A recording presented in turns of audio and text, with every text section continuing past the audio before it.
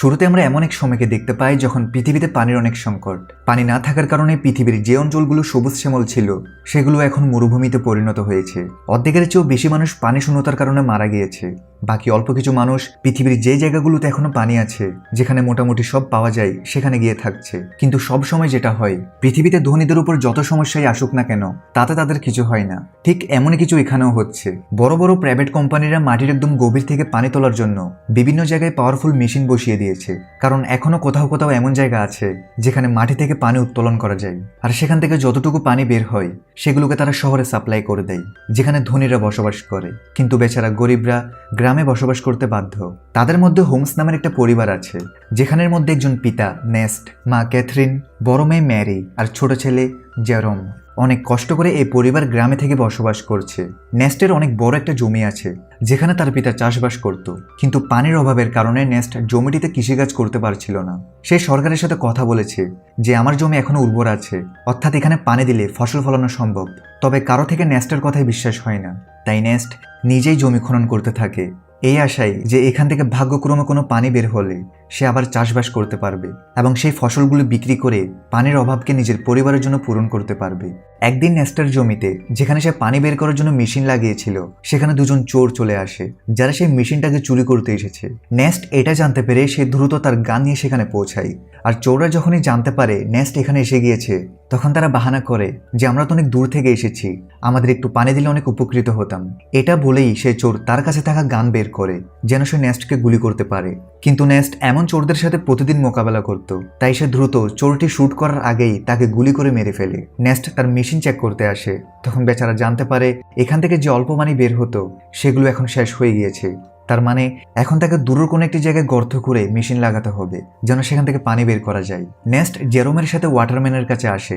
আসলে ওয়াটারম্যান এমন লোকদের গ্রুপ যারা প্রাইভেট কোম্পানির জন্য কাজ করে, যেমন বড় বড় মেশিন লাগিয়ে পানি উত্তোলন করা, যেগুলোকে তারা শহরে সাপ্লাই করে দেয়। নেস্ট এদেরকে মদ বা খাবার পানি ডেলিভার করার কাজ করে। সে শহর থেকে সব জিনিসগুলোকে নিজের গাধার পিঠে করে এনে এই ওয়াটারম্যানদের দিয়ে দেয়। এই ওয়াটারম্যানদের মধ্যে ম্যাক্স নামের এক লোক রয়েছে, যার সাথে নেস্টের ভালো সম্পর্ক রয়েছে। নেস্ট ম্যাক্সকে বলে, দেখো ভাই, তুমি এখানে বড় বড় মেশিন লাগিয়েছো, এখান থেকে কিছুটা দূরে আমার জমি রয়েছে যেখানে কিছুটা পানি বের হতো, কিন্তু তোমার এখানে বড় মেশিন বসানোর ফলে যে অল্প পানিগুলো আমার জমি পেত সেগুলো এখন বন্ধ হয়ে গিয়েছে।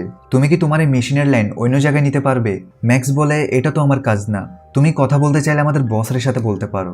নেস্ট জানতো বস তো তার কথা শুনবে না, তাই সে মন খারাপ করে জেরোমের সাথে ঘরে ফিরতে থাকে। কিন্তু কারো ভাগ্য যখন খারাপ হয়, তখন তার সাথে খারাপ কিছু হতে সময় লাগে না। এমনই নেস্টের সাথে হয়। আসার সময় তার গাধার পা একটা পাথরের সাথে বাড়ি খাওয়ার কারণে গাধাটি নিচে পড়ে যায়, যার কারণে তার একটি পা ভেঙে যায়। বেচারা গাধা পিপাসার কারণে এমনিতেও কষ্ট পাচ্ছে, আর এখন তো একটা পাও ভেঙে গেছে। তাই তার কষ্ট কমানোর জন্য নেস্ট তাকে সেখানেই মেরে ফেলে। নেস্টেরও কোনো উপায় ছিল না। এরপর সে একটি নিলাম ঘরে আসে, যেখানে পুরনো রোবটকে রিপেয়ার করে বিক্রি করা হয়। নেস্টও এমন একটা রোবটকে কিনতে এসেছিল যেন সে সামনে থেকে ডেলিভারির কাজগুলো করতে পারে। এখানে নিলামের মধ্যে ফ্ল্যাম নামের এক ছেলে রোবটের জন্য বিড করতে আসে, কিন্তু শেষ পর্যন্ত নেস্ট সেই রোবটটা পেয়ে যায়, যেটাতে নেস্ট আর জেরোম অনেক খুশি ছিল যে যাক, কোনো কাজের একটা জিনিস হাতে এসেছে। এরপর তারা হসপিটালে আসে, যেখানে ক্যাথরিন থাকে, যে কিনা কিছু সময় আগে একটা দুর্ঘটনার শিকার হয়েছিল, যার কারণে সে হাঁটতে পারছিল না। তাই হসপিটালে ওয়্যারের সাহায্যে ক্যাথরিনকে রাখা হয়েছে। ওয়্যার মানে যেগুলো ক্যাথরিনকে হাঁটতে সাহায্য করে। এখন যেহেতু নেস্টের কাছে এত টাকা নেই যে সে ওয়্যার টেকনোলজি ঘরে নিয়ে আসে, তাই সে এবং তার পরিবারের সবাই ক্যাথরিনকে হসপিটালে দেখতে আসে। এখন হসপিটাল থেকে বের হয়ে নেস্টের সাথে দেখা হয় রবি নামের এক ছেলের, যে নেস্টের ভালো বন্ধু ছিল। রবির থাকার কোনো ঘর ছিল না, সাথে সে মানসিকভাবে দুর্বল। তাই নেস্ট তার কাছে যেটুকু পানি ছিল সে রবি আর তার পরিবারকে সেগুলো দিয়ে দেয়, কারণ যদিও তার কাছে পানির অনেক অভাব, কিন্তু তার মন অনেক বড় ছিল। এখন নেস্ট সেখান থেকে যখনই ঘরে ফিরে আসে, তখন তার কাছে ফ্ল্যাম পৌঁছায় আর বলে, তোমার রোবটটা আমাকে একটু দাও, আমার কিছু গুরুত্বপূর্ণ কাজ আছে। তবে নেস্ট জানতো ফ্ল্যাম একটা বদমাশ ছেলে, সে রোবট ফিরিয়ে দেওয়ার সময় অনেক নাটক করবে। তাই নেস্ট রোবট দিতে সাফ মানা করে দেয়। সাথে এখানে বলে দিই ফ্ল্যামের সাথে নেস্টের মেয়ে ম্যারির চক্কর চলছে। নেস্ট অনেকবার ম্যারিকে বোঝায় যে সে যেন ফ্ল্যাম থেকে দূরে থাকে, সে ভালো ছেলে না।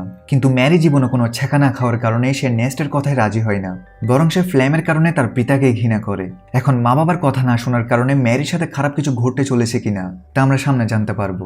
এর পরের দিন নেস্ট আরেকটি জায়গায় গর্ত খুঁড়ছিল যেন সে সেখান থেকে পানি পায়, কিন্তু বড় মেশিনের পাইপলাইনের কারণে আশেপাশের সব এলাকা শুকিয়ে রয়েছে। তাই নেস্ট এখানেও নিরাশ হয়। নেস্ট গর্ত খোঁড়ার সময় সে জেরোমের সাথে কথা বলছিল। সে বলে, আমি যখন শহরে গিয়েছিলাম তখন সেখানে আমি একটা মেয়েকে দেখেছিলাম, যার চুল তো ছোট কিন্তু দেখতে খুব সুন্দর। এখন তুমি বড় হয়ে গিয়েছো, তুমি বলে তার সাথে তোমার ফিক্স করিয়ে দিই। না জানি এমন অবস্থায় আমরা আর কতদিন বেঁচে থাকতে পারবো, তাই আমাদের কাছে যত সময় আছে সেগুলোকে আমাদের ভালোভাবে কাটানো উচিত। আর এইভাবে নেস্ট আর তার ছেলে কথাবার্তি বলে ভালো সময় কাটায়। এরপর নেস্ট যখনই ঘরে আসে তখন ম্যারি বলে, আমার টাকা চাই বাবা, আমি ফ্লেমের সাথে যাচ্ছি, আমার এখানে দম বন্ধ হয়ে যাচ্ছে। নেস্ট বলে, দম বন্ধ হয়ে যাচ্ছে মানে? আমি ছোটকাল থেকে তোমাকে লালন পালন করেছি, তোমাকে সব দেওয়ার চেষ্টা করেছি, তবুও তুমি এমন কথা বলছো? কিন্তু ম্যারি তো উপর থেকে জবাব দেয়। সে বলে, আমার এখানে বাস করছি না, বরং সার্ভাইভ করছি, আমি এমন জীবন চাই না। নেস্টের লাখ বোঝানোর পরও যখন ম্যারি মানে না, তখন নেস্ট ম্যারিকে একটা রুমে বন্ধ করে জানালাতে প্যারেক মেরে দেয়, যেন সে ফ্লেমের সাথে দেখা করতে না পারে। যার পরে নেস্ট যখনই সাপ্লাই দেওয়ার জন্য শহরে যাচ্ছিল তখনই সে জানতে পারে তাদের গ্যারেজ থেকে রোবট গায়েব। এটা দেখে তার অবস্থা খারাপ হয়ে যায়, সে টেনশন করতে থাকে। সে বুঝতে পারে এই কাজটা ফ্লেম ছাড়া আর কেউ করতে পারে না, তাই সে সেখান থেকে দ্রুত ওয়াটারম্যানের কাছে আসে, যেন তাদের জিজ্ঞাসা করতে পারে যে ফ্লেম এখানে এসেছে কিনা। কিন্তু সে সেখানে আসতেই ম্যাক্স আর বাকি ওয়াটারম্যানরা মিলে তার উপর আক্রমণ করে দেয়, আর সবাই মিলে তাকে মারধর করতে থাকে। তাদের কথা অনুযায়ী তুমি আমাদের সাপ্লাই চুরি করেছো, যেটা আমাদের কষ্ট অর্জিত ছিল, সেটা হয়তো তুমি অন্য কোথাও বিক্রি করে দিয়েছো। নেস্ট বলে, আর এটা কি বলছো তুমি? আমি তো নিজে জিজ্ঞেস করতে এসেছি যে ফ্লেম আমার রোবট এখানে নিয়ে এসেছে কিনা, কিন্তু উল্টো তোমরা আমাকেই মারছো।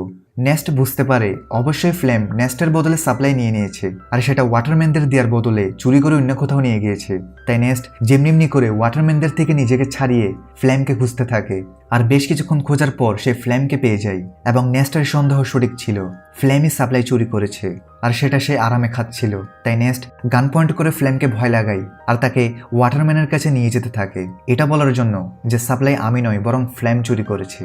কিন্তু হাঁটতে হাঁটতে তারা অনেক ক্লান্ত হয়ে যায়, বিশেষ করে নেস্ট, সাথে তার পানীয় শেষ হয়ে গিয়েছে। তাই ফ্লেম তাকে লোভ দেখায় যে আমি সাপ্লাই থেকে কিছু মদ খেয়ে ফেলেছিলাম, এখন অল্প কিছু মদ বাকি আছে, বলো তো আমরা সেগুলোকে অর্ধেক করে খেয়ে ফেলি, ওয়াটারম্যানের সর্বোচ্চ হয়তো আমাদের মারবে, কিন্তু যদি আমরা এখানে কিছু পান না করি তাহলে আমরা অবশ্যই মারা যাব।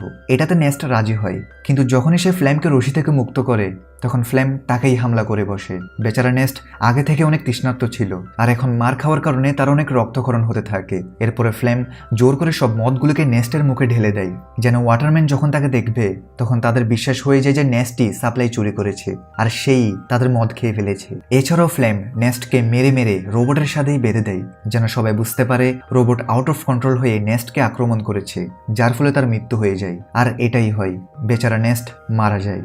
আর সবার থেকে লাগছিল রোবটই নেস্টের প্রাণ নিয়েছে। এরপর দেখা যায় জেরোম তার পিতাকে হারানোর পর মন খারাপ করে বসে থাকে। সে সব রাগ রোবটের উপর ঢেলে সেটাকে ভাঙার চেষ্টা করে, কারণ সে বিশ্বাস করছে রোবটই তার পিতার প্রাণ নিয়েছে।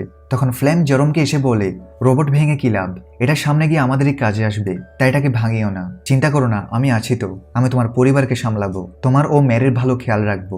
এরপর দেখা যায় ফ্লেম ম্যাক্সের কাছে আসে আর বলে, আমি একটা পাইপের লাইন চাই, যেন এটার সাহায্যে আমি নেস্টের জমিতে চাষ করতে পারি। সে ম্যাক্সকে একটা ছুরি দেখিয়ে বলে, এই ছুরিটার কথা মনে আছে তো, সেদিন যখন তোমরা সাপ্লাইয়ের জন্য নেস্টের উপর হামলা করেছিলে তখন নেস্ট তোমার থেকে এই ছুরিটা নিয়ে ফেলেছিল, আর আমি এই ছুরিটা তার বডির পাশে পেয়েছি, যেখানে তোমার নামটাও লেখা আছে, সাথে সবাই জানে তোমার এবং তার সাথে লড়াই হয়েছিল। তাহলে আমি ভাবছিলাম কি আমি সবাইকে এটা বলে দিই যে লড়াইয়ের সময় ম্যাক্স যখন নেস্টকে মারতে পারেনি তখন সে পরে সুযোগ পেয়ে নেস্টকে মেরে দেয় আর দোষ দিয়ে দেয় রোবটের উপর। এটা শুনে ম্যাক্স ভয় পেয়ে যায় আর ফ্লেমের কথায় রাজি হয়ে কোম্পানি থেকে লুকিয়ে একটা সিক্রেট পাইপলাইন নেস্টের জমিতে দিয়ে দেয়, যার ফলে সেই জমিটি পানি পেতে শুরু করে। সবাই অনেক খুশি ছিল যে এখানে আবার চাষ হচ্ছে। ফ্লেম প্রতিদিন লাঙ্গল চালায় যেন ফসল ফলাতে পারে, আর দেখতে দেখতে তার পরিশ্রমেরও ফল পাওয়া যায়, অর্থাৎ ক্ষেতের সব দিকে ফসল ফলতে শুরু করে, যেগুলো দেখে জেরোম আর বাকির অনেক খুশি ছিল। সাথে ফ্লেম আর ম্যারির রিলেশনশিপ ছিল, যার পরে তাদের বিয়ে হয়ে যায়। বিয়ের পর ফ্লেম অনেক খুশি ছিল আর সে ভাবছিল যে এই সব কিছু নেস্টের ছিল। আজ যদি সে বেঁচে থাকতো তাহলে না তো তার সাথে ম্যারির বিয়ে হতো আর না তো সে এই জমি পেত। নেস্টের মারা যাওয়ার পর সে সব কিছু নিজের করে নিয়েছে। কিছুদিন পর দেখা যায় ব্যাংক থেকে কিছু কর্মচারী আসে, যাদের কথা শুনে ফ্লেমের পায়ের তলার মাটি সরে যায়। ব্যাংকের কর্মচারীরা বলে যে জমিতে তোমার ফসল ফলেছে সেই জমিটাকে নেস্ট বন্ধক রেখেছিল, সেটা তো তোমার না, তাই এই জমিটা ব্যাংকের হলো, আর এখানে যে ফসল ফলেছে সেটাও ব্যাংকের কাছে যাবে। ফ্লেম বলে, না, এই কথাটা তোমাদের ফসল ফলার আগে বলা উচিত ছিল, তুমি যদি প্রথমে বলে দিতে তাহলে আমি আরেকটি জমি দেখে নিতাম। কিন্তু ব্যাংকের কর্মকর্তারা তার কথা শুনে না আর বলে, এক সপ্তাহের ভেতর টাকা দিতে না পারলে এই জমিটাকে তুমি ভুলে যাও। এটা বলে তারা চলে যায়। ফ্লেম অনেক চিন্তিত হয়ে পড়ে যে নেস্ট আমাকে বোকা বানিয়ে দিয়েছে, ভিখারি কোথাকার। জমিন পর্যন্ত বন্ধক রেখেছে। এখন টাকা কোথা থেকে আসবে? ফ্লেম একটা পথ খুঁজে পায়, তা হচ্ছে তাদের রোবটকে বিক্রি করে দেওয়া। আর সে সেটাই করে। সে নেস্টের রোবটটিকে গাড়িতে তোলে আর জেরমকে বলে, আমি রোবটকে বিক্রি করতে যাচ্ছি, যেন এখান থেকে পাওয়া টাকাগুলো দিয়ে আমি ব্যাংকের ঋণ পরিশোধ করতে পারি। তবে ফ্ল্যাম তো কোনো ভালো ছেলে ছিল না। সে রবির কাছে আসে আর তাকে বলে, তুমি আমার সাথে আসো, আমি তোমার জন্য খাবার পানির ব্যবস্থা করছি। এটা শুনে বেচারা রবি নিজের বাচ্চাকে নিয়ে ফ্লেমের সাথে চলে যায় আর তার স্ত্রীকে সেই জায়গায় রেখে যায়। কিন্তু ফ্লেম একটি সময় রবির বাচ্চাটাকে বেঁচে ফেলে, যেখান থেকে পাওয়া টাকাগুলো সে ব্যাংকে দিয়ে দিবে। এখন এটার খবর যখনই রবির কাছে আসে তখন সে ফ্লেমের সাথে ঝগড়া করতে থাকে। কিন্তু ফ্লেম যেখানে বাচ্চাটাকে বিক্রি করেছিল সেখানে ঝগড়া করার কোনো নিয়ম ছিল না, আর বাচ্চা বিক্রি হয়ে গিয়েছে মানে চুক্তি আর ভঙ্গ হবে না। তাই সে খারাপ লোকরা রবিকে গুলি করে মেরে ফেলে। সাথে তারা ফ্ল্যামকেও গুলি করার চেষ্টা করে, কারণ তাদের তো এতক্ষণ মনে হয়েছিল ফ্ল্যাম রবির পারমিশন নিয়েই তার বাচ্চাকে বিক্রি করেছে। ফ্ল্যাম কোনো মতে দৌড়ে সেখান থেকে প্রাণ নিয়ে বেঁচে ফিরে। সাথে সে রোবটটাকে সেখানেই ফেলে আসে, কারণ তাকে জেরমকে তো বলতে হবে যে টাকা বাচ্চাকে বেঁচে নয় বরং রোবটকে বেঁচে এসেছে। নেক্সট এমনিতে তো ম্যারিকে ফ্লেমের সাথে যেতে মানা করেনি। যাই হোক, এরপর দেখা যায় ব্যাংকের ঋণ পরিশোধ করার পর ফ্ল্যাম জমিটা আবার পেয়ে যায়। ওদিকে রোবটটি হেঁটে হেঁটে তার আসল মালিকের কাছে যেতে থাকে, কারণ যখন সে বদমাশরা ফ্ল্যামকে শুট করছিল তখন কিছু গুলি রোবটটি থেকেও লেগে যায়, যেটাতে রোবটের ডিফল্ট সেটিং অন হয়ে যায়। আর এই জন্যই সে তার অরিজিনাল অনারের কাছে যেতে থাকে, যে কিনা শহরে থাকে। অনারের নাম হচ্ছে ক্যালভিন। সে যখনই রোবটটিকে দেখে তখন সে অবাক হয়ে যায়, যেটি কার রোবট আবার ফিরে এসেছে। রোবটের গায়ে নেস্টের নাম লেখা ছিল, তাই ক্যালভিন রেডিওর সাহায্যে নেস্টের সাথে যোগাযোগ করার চেষ্টা করে, যেন সে এখানে এসে নিজের রোবটকে নিয়ে যায়। কিন্তু জেরম যখনই রেডিওকে অন করে তখন সে অবাক হয়ে যায় যে ফ্ল্যাম তো বলেছিল সে রোবটকে বিক্রি করে দিয়েছে। এখন এই ক্যালভিন নামের লোকটা বলছে রোবট তার কাছে। তাই সে ডিসাইড করে ক্যালভিন যখন রোবট ফিরিয়ে দিতে চায় তাহলে তো ভালো, জেরম সেটা নিজে গিয়ে নিয়ে আসবে। সেদিন জেরম রবির ওয়াইফকে দেখতে পায়, যে কিনা রবি ও তার বাচ্চা ফিরে না আসায় হতবাক হয়ে আছে। এখন সে একটা পুতুল নিয়ে তার বাচ্চা ফিরে আসার অপেক্ষা করছে। ফ্ল্যাম এসে তাকে সেখান থেকে নিয়ে যায়। এই জিনিসটা দেখে জেরমের সন্দেহ হয় কিছু একটা তো হয়েছে, যেটা ফ্ল্যাম লুকাচ্ছে। যাই হোক, এর পরদিন সে শহরে যাওয়ার উদ্দেশ্যে বেরিয়ে পড়ে। তবে শহরের বর্ডারে তার বয়স 18 বছরের নিচে হওয়ার কারণে গার্ডরা তাকে শহরে যেতে দেয় না। তখনই সেখানে একটা মেয়ে আসে যার নাম আনা, যে কিনা এখানে গোপনে মানুষদের পাচার করার কাজ করছে। তাই সে জেরমকে বলে, আমার সাথে চলো, আমি তোমাকে শহরে পাঠাতে পারবো, সেটাও কম টাকায়। জেরম যখনই আনাকে দেখে তখন সে অবাক হয়ে যায়, কারণ আনা হুবহু সেই রকম যেমনটা নেস্ট তাকে সেই ছোট চুলওয়ালা মেয়েটির ব্যাপারে বলেছিল, অর্থাৎ এটাই সেই মেয়ে। জেরম তাকে নেস্টের ব্যাপারে জিজ্ঞেস করে, কিন্তু আনা তো নেস্টকে চিনে না, তাই জেরম আর কিছু বলে না। এরপর আনা জেরমকে শহরের দিকে যাওয়া মালবাহী গাড়িতে লুকিয়ে বসিয়ে দেয়, যেটার সাহায্যে জেরম অবশেষে শহরে পৌঁছে যায়। এখন শহরে আসার পর সে ক্যালভিনের সাথে দেখা করে, যে কিনা তাকে তার রোবট ফিরিয়ে দেয়। রোবটের গায়ে যে গুলিগুলো লেগেছিল সেটাও ক্যালভিন রিপেয়ার করে ফেলেছে, সাথে সে রোবটের সেটিং ঠিক করে দিয়েছে। কিন্তু জেরম যখনই রোবটকে মন দিয়ে দেখে তখন সে জানতে পারে এটাতে ক্যামেরা আছে, যেটা লেজার লাইটের মতো ভিডিও রেকর্ড করে। ভিডিওগুলো তেমন পরিষ্কার তো না, কিন্তু এটুকু পরিষ্কার ছিল যে সেটাকে দেখা যায়। তখন সেই ভিডিওগুলোতে জেরম তার পিতা নেস্টের সাথে কাটানো মুহূর্তগুলো দেখতে থাকে। এই ভিডিওগুলোতে সেই ভিডিওটাও ছিল যখন ফ্লেম নেস্টকে মেরেছিল, যার পরে সে রোবটের সাথে তাকে বেঁধে দেয়। এখন এগুলো দেখে জেরম প্রচন্ড অবাক হয়ে যায়। সে সত্যিটা জানতে পেরেছে যে তার পিতা কোনো অ্যাক্সিডেন্টে মারা যায়নি। জেরম রোবটটাকে ঘরে নিয়ে আসে, কিন্তু ঘরে আসতেই সে ফ্লেমকে এটা বলে না যে সে সত্যিটা জেনে গিয়েছে, কারণ ম্যারি যদি জানতে পারে এসব কিছু ফ্লেম করেছিল তাহলে সে এগুলো সহ্য করতে পারবে না। এর উপরে সে প্রেগনেন্ট। তাই জেরম একটা প্ল্যান করে আর ফ্লেমকে বলে, আমি শুনেছি রবি তোমাকে ডাকছে। এটা শুনে ফ্লেম টেনশন করে যে রবি তো মারা গিয়েছে, এখন এটা কোন রবি ডাকছে। তাই সে জেরমকে বলে হতে পারে সেটা অন্য কেউ। এখন প্ল্যান ফেল হতে দেখে জেরম একটা লেটার লিখে ফ্লেমকে পাঠায়, যেন এটা পরে ফ্লেম থেকে মনে হয় এটা রবি পাঠিয়েছে। ফ্লেম দেখে রবি তাকে সেই জায়গাটা আসতে বলছে যেখানে নেস্ট মারা গিয়েছে। ফ্লেম বুঝতে পারে কিছু তো গন্ডগোল আছে, আমার থেকে সেখানে গিয়ে দেখতে হবে। তাই সে সেই জায়গাটাই যায় যেখানে সে নেস্টকে মেরেছিল। কিন্তু একটি সময় সে ভুলে গর্তে পড়ে যায়, যেখানে পড়ে যেতেই তার পা ভেঙে যায়। সে সাহায্য চাইতে থাকে, তখনই তার সামনে জেরম আসে, যার হাতে ছিল একটি গান। তাকে এত আগে দেখে ফ্লেম বুঝতে পারে জেরম সব কিছু জেনে গিয়েছে, আর এই সব কিছু জেরমের প্ল্যান ছিল। ফ্লেম তাকে বলে, দেখো যা হয়েছে আমি তার জন্য দুঃখিত, কিন্তু দেখো আমি ম্যারি আর তোমার কত খেয়াল রেখেছি। যদি আমার কিছু হয়ে যায় তাহলে ম্যারি এগুলো সহ্য করতে পারবে না, তাই আমাকে যেতে দাও। কিন্তু জেরম তার কথা শুনে না আর সোজা তাকে গুলি করে মেরে ফেলে। এরপর দেখা যায় সে রোবটটির মেমোরি রিসেট করে দেয়, যেন ম্যারি এ ব্যাপারে কোনোদিনও জানতে না পারে। সে চায় না ম্যারি সত্যিটা জানো। কিছুদিন চলে যাওয়ার পর যখন ফ্লেম ঘরে আসে না তখন ম্যারি অনেক টেনশন করতে থাকে। জেরম বলে সে কখনো ভালো মানুষ ছিলই না, সে তোমাকে ছেড়ে চলে গিয়েছে। এটা শুনে ম্যারি অনেক দুঃখী হয় আর নিজের মন থেকে ফ্লেমের জন্য ভালোবাসা বের করে দেয়। এবং উল্টো তাকে ঘৃণা করা শুরু করে। জেরম খুব ঠান্ডা মাথায় তার বদলা নিয়েছে। এরপর থেকে জেরম আর মেরি ঘর চালানো শুরু করে। এখন তো তাদের কাছে জমিও আছে, যেটাতে চাষ হওয়া ফসল বিক্রি করে তারা তাদের মাকে ঘরে নিয়ে আসবে। আর এই মিক্স ফিলিং এর সাথে এই মুভি এখানেই শেষ হয়। ভিডিও ভালো লাগলে লাইক করে দাও, আর চ্যানেলকে সাবস্ক্রাইব করে না থাকলে সাবস্ক্রাইব করে বেল আইকন অল করে রেখো। দেখা হচ্ছে নতুন কোনো ভিডিওতে। সবাই ভালো থাকো, সুস্থ থাকো।